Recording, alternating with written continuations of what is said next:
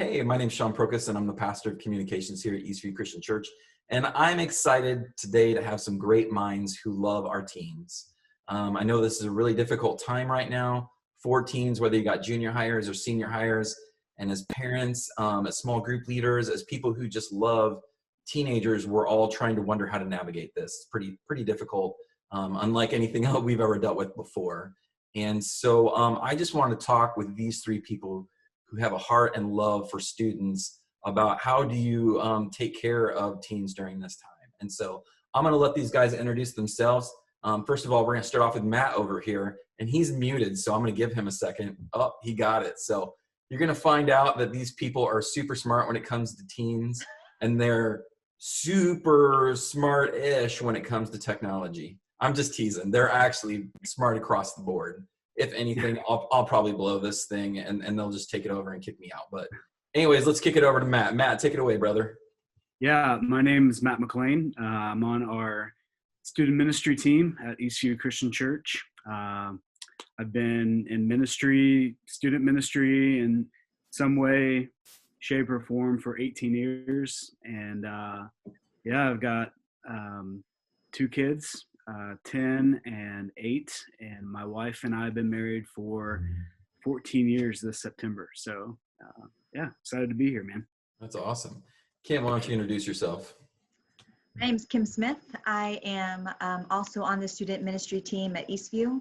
I specifically work with high school small groups, and even more focused, a little bit closer with the girl small groups than the guys, I would say, for sure. And I also have 2 teens in my house right now. I have a senior and also a freshman.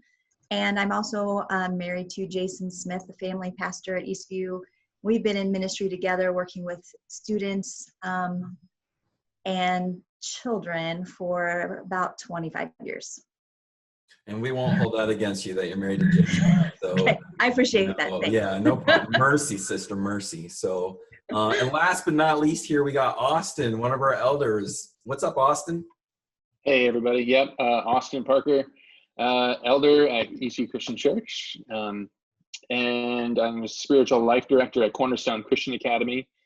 I've been at Cornerstone for 12 years in overseeing all kinds of student ministry there, and been in student ministry probably as, Matt and I go way back together, serving students, 17 years. So yeah, just humbled to be here with you guys. You guys are pros, and just so thankful we get to have a conversation like this. All right, well, thanks guys for all being here. Let me kick off this question. I'm going to throw it to Matt first. So we're dealing with this virus. It's unlike anything we've ever dealt with before. What is the impact of this on teenagers now? And not only now, but how's this going to impact them in the future? Yeah, well, one of the things I think about when I think about like different generations that have come is that there's always like something that they're marked for, some like maybe it's a historical moment, maybe it's 9/11 or, Great Depression or, things like that. So there's generations that are marked. I don't know, it feels like this is one of those things that's going to mark this generation. Yeah. If you think about when was the last time we had a worldwide pandemic, and when was the last time that our world responded to something and felt the need to respond to something like we have?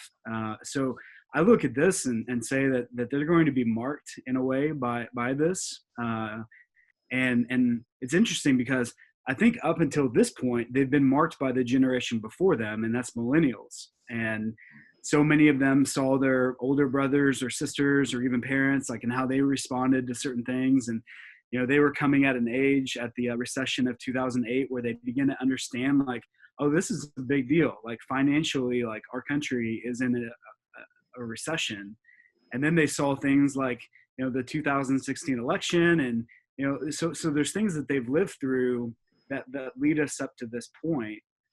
And only a few months in, you've got to wonder like how they're going to respond, especially like in this moment where they've been locked in their house for a month, saying that they can't come out. We live in Illinois, So there's a shelter in place. It's been, we're 5 weeks in, and you look at this and you just wonder, okay, how are they going to be moving forward? How are they going to be marked by this? And what does this look like for them in the future?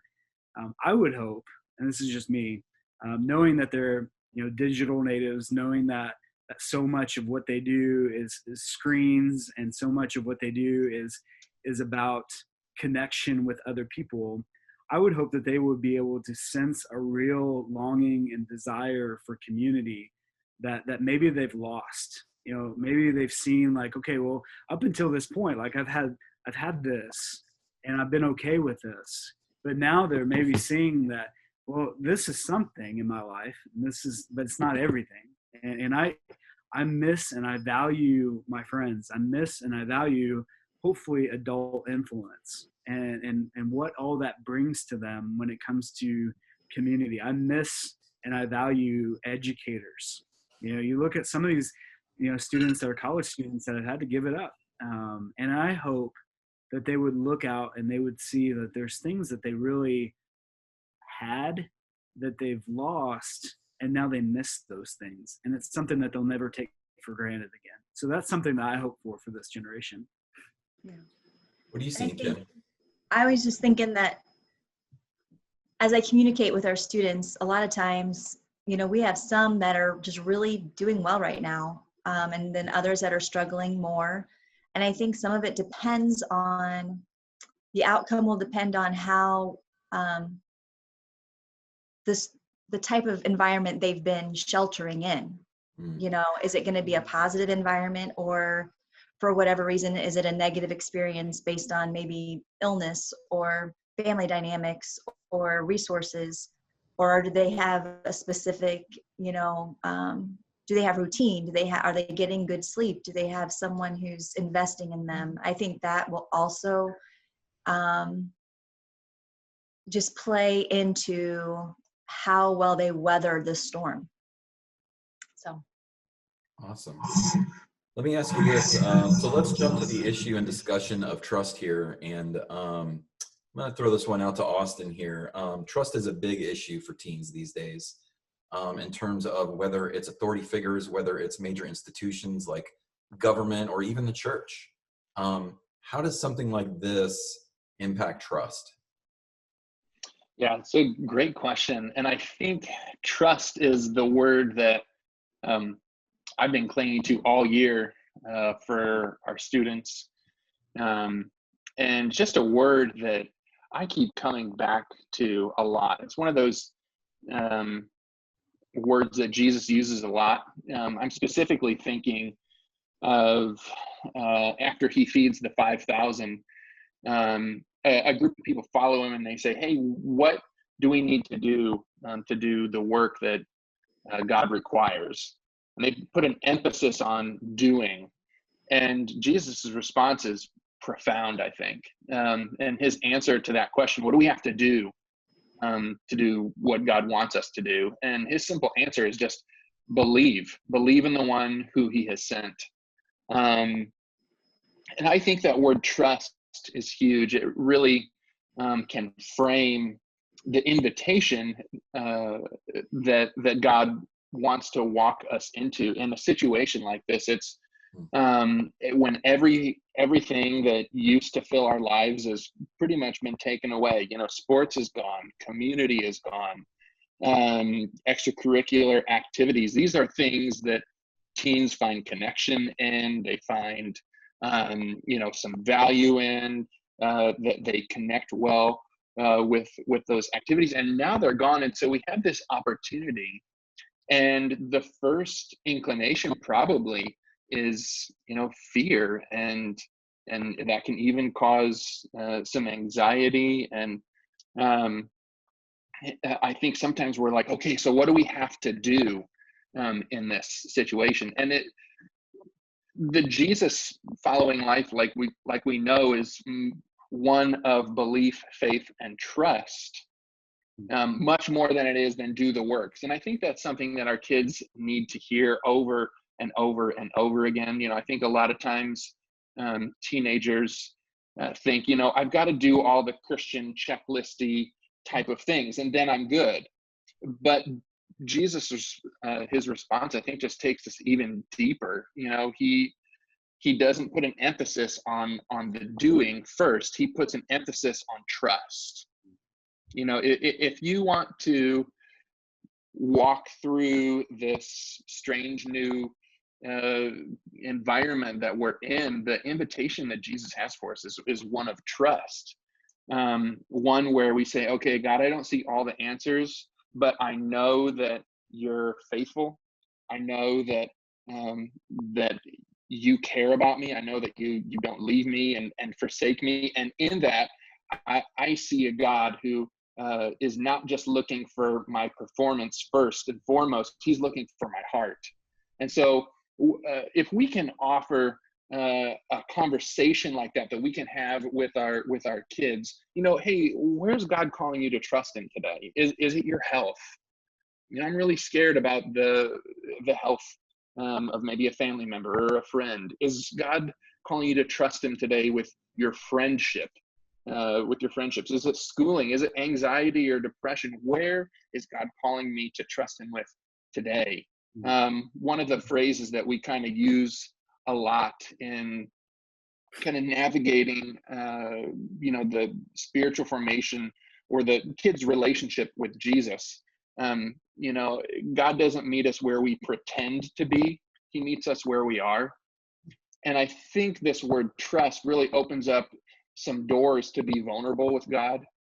Instead of trying to act like we've got it all together, we can come the way that the scriptures actually inform us to come, with all of this stuff or the junk that maybe has been going on. And God desires to meet us in that place and invite us to follow him and to trust him. And trusting is not going to have we have all the answers, but it means that we're actually leaning into God's character. And that's just something I think, we're trying to walk out in our own lives.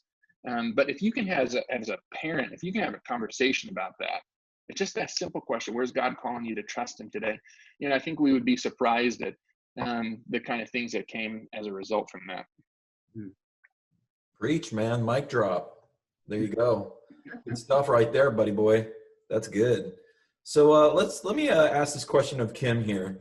Let's talk about some ways that we've seen this generation respond to the pandemic in a positive way, because there's obviously a ton of bad news. And of course, this isn't a good thing. So on one hand, there's the reality of this being a pandemic and it being rough. But then there would be critics of the media who would say, you know what, they're over-reporting this stuff, or it's inflated or whatever. And it's really hard to know, what is it over-reported, under-reported, reported on target, whatever. But in the midst of all this too, I think we've seen some people shine, and I think that includes teenagers. And so in what way have we seen teens shine during this time? I've been actually really impressed. I've been trying to text and have some meetings with a lot of our students, as many as I can get my hands on, I feel like. And I've really heard some fun stories. A lot of these students are really stepping up. They are using that social media platform to be encouraging, to lift people up. Also, they're doing things at home. They're starting brand new habits that they've not had time to do before. They're embracing the moments with their families more than I ever thought. I've heard so many of our students that are loving game nights or enjoying that time with their family that I just love to hear. We've had people run errands for people, drop off coffee for people, do parades to wish happy birthday for people or whatever it may be. They are really taking advantage of the freedoms that they do have, because so much, I mentioned earlier the environment, even that, so many times we just have very little control of those things. And so a lot of them are really using their resources well and making the most of a difficult situation, which has been inspirational to me. What about you, Matt? You've had a lot of contact with students. Where have you seen some positive things? Yeah, I almost feel like they're acting a little more mature than adults at times. Sometimes. Yes.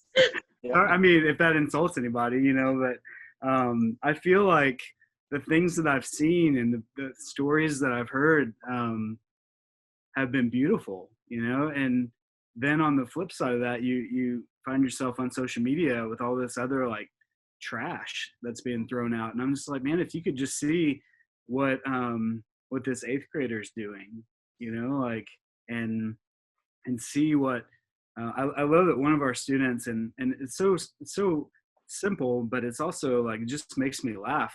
Like, she's just teaching herself how to juggle. And like, my hope is that like my whole family, like, we can just learn how to juggle through this.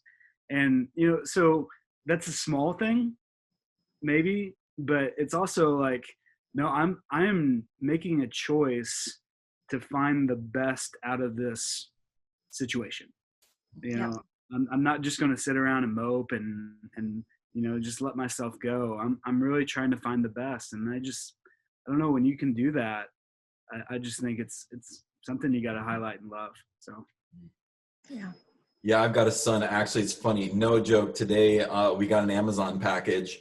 Open it up, and it's crochet needles and yarn. nice. I'm like, when did we inherit a senior citizen in this household? It's one of my teenage kids. I won't say which one to protect their identity. Yeah. But one of my kids is taking up crocheting. So, Love it. I'm looking forward to a sweet sweater here in the near future, just in time for summer. Oh, Okay. that's so good. Yeah, that's awesome. So, okay, so let me ask this then. I'm going to kick this over to Austin. There's a lot of talk, I think, not just with teens, but with everybody, but let's dial it into teens here, in terms of depression and anxiety and mental health. Pretty substantial amount of discussion of that, even before this happened, particularly with this generation. But now something like this happens, and it's like, it seems to take things like that to a new height. And so I just wanted to ask you, I'm a parent, I've got 3 teens. What do I need to be looking for? And how do I respond to the mental health challenges that are out there? Yeah, it's such a great question. I would say, I have a 12-year-old, a 10-year-old, and a 7-year-old, and so we're just starting to navigate some of that preteen. But I think, as parents, our number one goal is we just want to communicate with our teens. We want to have good communication, and so I think from a parental standpoint, just starting to ask really good questions with your teen. Hey, how is this impacting your life right now? How's your mood? Some questions that that you can ask are really good. Hey, what went well today? What didn't go well today? Talking about any stressors, schoolwork in this kind of new reality can be difficult. Navigating how to do school, how to do communication, just starting to build a rhythm of asking those questions on a daily basis, I think can be really helpful. One of the interesting things, I'm kind of surprised by it a little bit, but it seems like a lot of teens have gone nocturnal. They're staying up all night and sleeping during the day, and there's some fun in that. Staying up later, and there's actually some studies that the melatonin that the circadian rhythms that as your body goes through adolescence, that sleep time gets extended later in the evening than it does for adults, and then it actually lasts longer into the morning, which is sometimes like when teenagers wake up, they're just like zombies, which that's part of that circadian melatonin rhythm. But good sleep, I think, is critical for our teens. And I think when it comes to anxiety and depression, starting with good sleep is a really great thing. I just thought this was really cool, is that you guys were kind of having this conversation. When it comes to like a Jewish or a Hebrew perspective, each new day begins at sundown. And so rest is actually the very first thing that God's people do, which I think is really, really unique. There's a rhythm, and sleep is a big part of that. And so teens need to get good sleep. And I think getting them on a good rhythm, taking steps to, towards, being awake during the day and sleeping at night. I don't advise like, going total, if they've been up all night, switching them totally over. Just start to take some of those steps that could lead to that. When students aren't getting enough sleep, and then their school can be really difficult, and you take away friends and you take away a lot of these things, it can be really, really difficult for them to make sense of their world. And so just that communication on a consistent daily basis will be really, really important. Decrease sleep can add to that anxiety, mood swings, impulsive behavior. And so trying to just really build that rhythm, I think, is important. But as something that's even more important, I think, is just opening that chain of communication, just learning to ask those good questions, and connect with your teen, and then modeling that also for them.